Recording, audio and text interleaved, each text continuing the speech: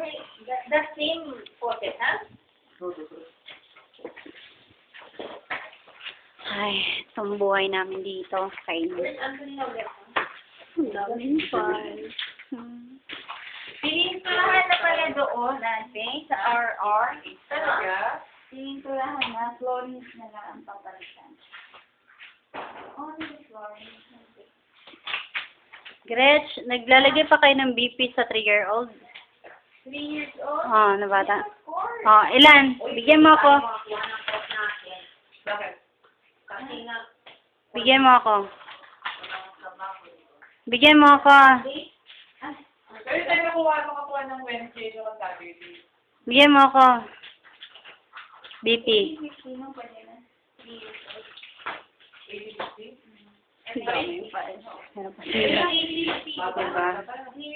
Eh, ikaw nga, nasa 90 ka. 80-50, oy. 80-50?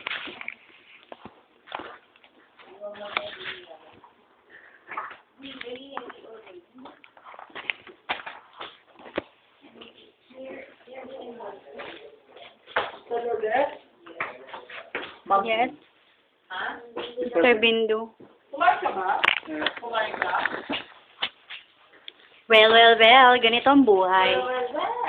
Oo. Oh! Okay. Makikinig. Hello, good afternoon, ma'am. Yes, ma'am. Yes, ma'am. Anong sinasabi niya sa lips niyo? Ano yung What, ma'am? Pardon, ma'am? Respect.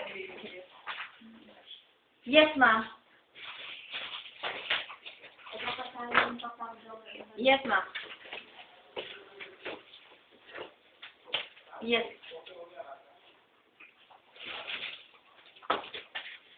Yes, ma'am. Okay, ma'am. Yes, I will tell Sister Jennifer, huh? As we don't have also, I think, ma'am, I think we don't have a proper, hello? Hello? Hello? Hello, ma'am? Hello. Anong proper? Proper work? I mean, best. Ano yun? Hindi si Rene daw bukas, di ba na-assign siya dito, yung ICU, ang respiratory therapy.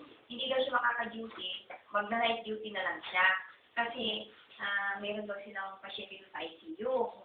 So, sabi ko yung kasari ko sana na wala din naman, hindi naman yung interview. Pag wala din, Oo nga naman, wala. Under renovation ang under renovation naman ang bukas.